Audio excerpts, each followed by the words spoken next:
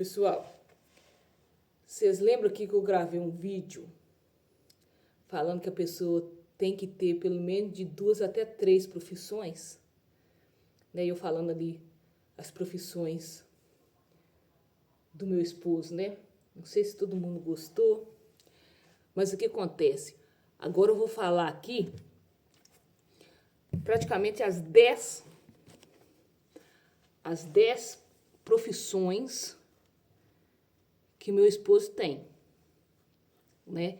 Eu tinha falado lá que tem pelo menos 3, ó. Hoje, ele é mecânico, ele é fichado como mecânico de máquinas pesadas, ele é fichado. Mas ele tem um técnico também de mecânico, que nem eu falei lá naquele outro vídeo. Se precisar de um técnico em alguma empresa para ocupar essa vaga, ele pode, porque ele tem técnico. Mesmo que ele não trabalhe na empresa como técnico, hoje ele é mecânico, mas ele tem um técnico, então já conta uma. Técnico em mecânica, ele é mecânico de máquinas pesadas, então hoje ele trabalha na empresa como mecânico de máquinas pesadas. Ele já tem experiência também com caminhão, porque ele trabalhou em outra empresa e mexeu até em motor de caminhão, então ele também é mecânico de caminhão. E ele também trabalha em outro serviço que é carro de corrida. Então ele sabe mexer em carro pequeno também. Então, como se diz, é uma profissão, porque é 3 categorias diferentes, né? Mecânico de máquinas pesadas, caminhão e carro pequeno. Ele mexe também alguma coisinha assim desses outros Bobcat mesmo, essas outras maquininhas pequenas e tudo, até que ele puder mexer, ele dá uma mexidinha, né? E ele também tem a categoria D. Ele não é motorista de caminhão, mas ele tirou a carteira de caminhão. Caminhão assim que eu falo, né? Ele tem a categoria dele, pode dirigir caminhão. Ele também, então já é uma outra profissão. Se precisar dele ser motorista de caminhão em alguma empresa, ele também pode. Então já está contando aqui 5, né? E com a categoria D, ele também pode ser motorista de ônibus, né?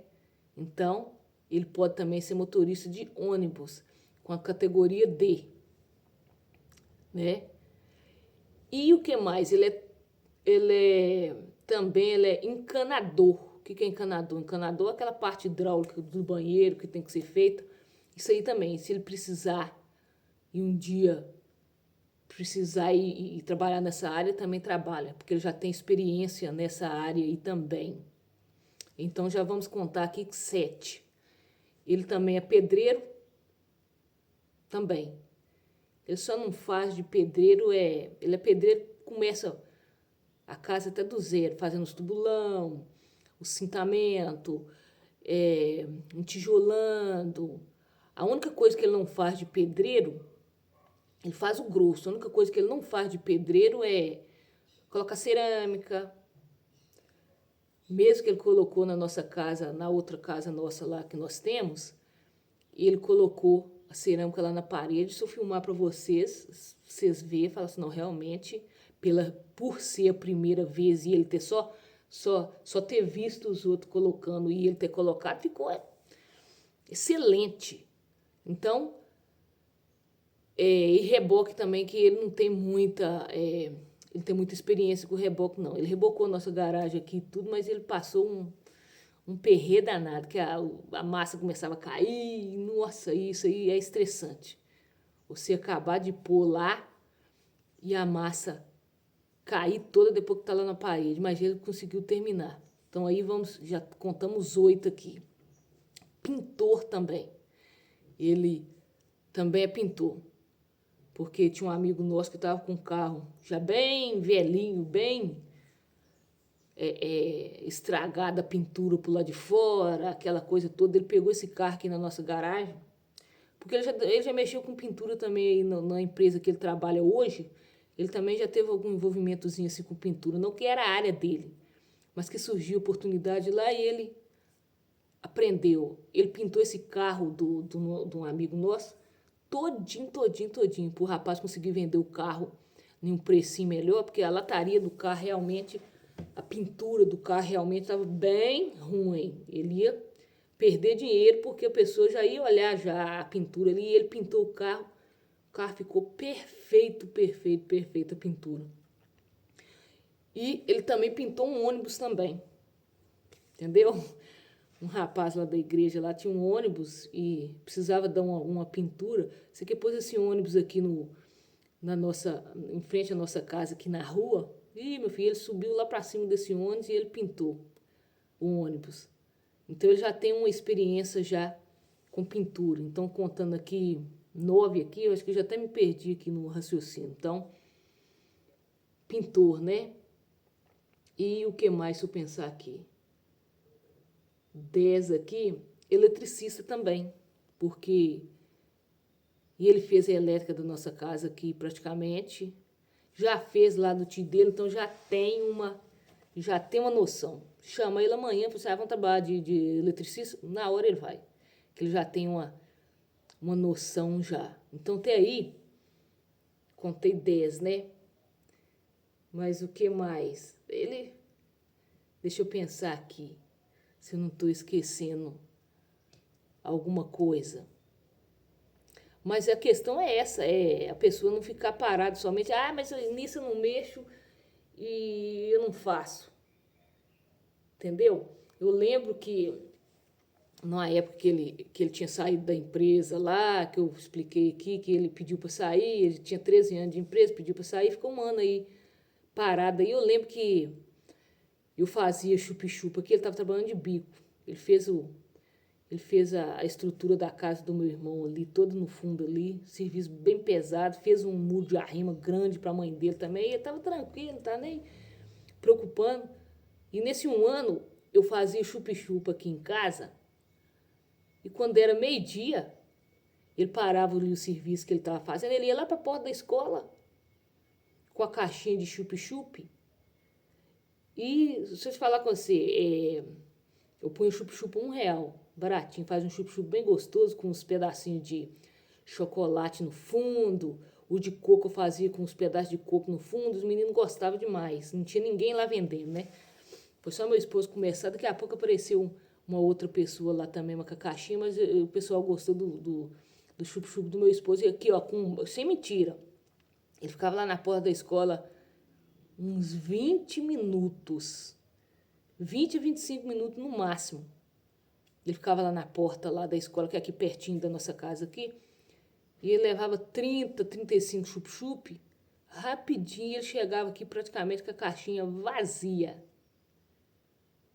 Olha para você ver.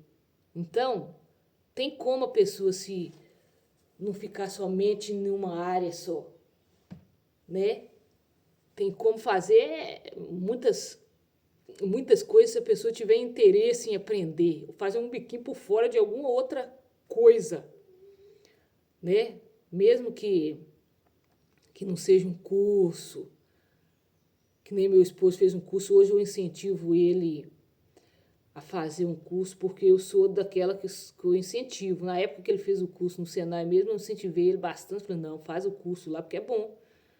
Até na própria empresa mesmo, se eles falassem, não, tem que ter um técnico aqui na empresa, mesmo que já tem mecânico lá que seja bem mais antigo do que ele, bem mais velho, tem mecânico lá que já está até aposentado. Se a empresa, se for obrigada a empresa a colocar um técnico lá, não, aqui na empresa não pode ficar sem um técnico. O único que pode ocupar essa vaga, que tem o curso técnico de mecânico mesmo, é ele. E hoje eu incentivo ele a quê? A se aprimorar mais, né? Que é o caso da parte elétrica mesmo, da máquina, de caminhão, dos carros menor. O que é? A grande maioria das empresas, elas terceirizam essa parte. Elas têm os mecânicos lá, os seus próprios mecânicos ali dentro da empresa, mas quando chega nessa parte de mexer na elétrica, eles têm que chamar um lá de fora, eles terceiriza e ele vem dentro da empresa e faz a parte de elétrica. Meu esposo mexe um pouquinho com elétrica, né? Mexe um pouquinho com elétrica, mas ele alguma coisinha ele faz lá e tudo, que não é coisa muito complicada, ele ainda faz. Mas eu incentivo ele hoje a fazer um curso de eletricista de carro, de elétrica, porque é uma demanda muito grande e às vezes até falta profissional.